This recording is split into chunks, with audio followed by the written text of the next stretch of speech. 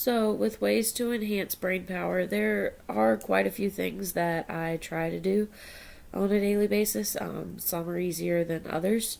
I recognize that um, with moving and how things are since I've started back at school, I'm not as good as some of those items as I used to be.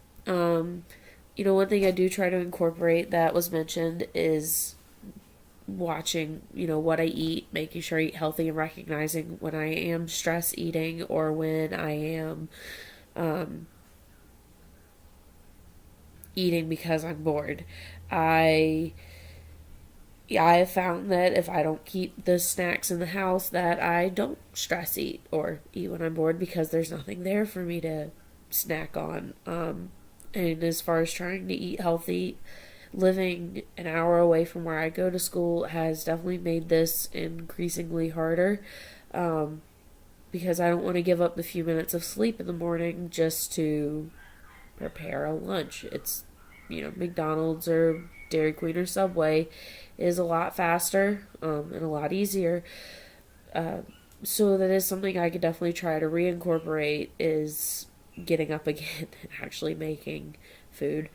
Um, One thing I am also really bad about, which I think is something with our generation, is turning off everything and getting that wind down before you go to sleep. Um, we live in a place where we're constantly turned on. Nothing is ever turned off, and I'm definitely guilty of that. I have a fiance who likes to sleep with the TV on, so there never really is that wind down. And I've noticed that I haven't slept as well over the course of a few months than I was previously. Um, and, one other thing I could incorporate that I used to do a lot that I don't do anymore is having those periods of de stress during the day.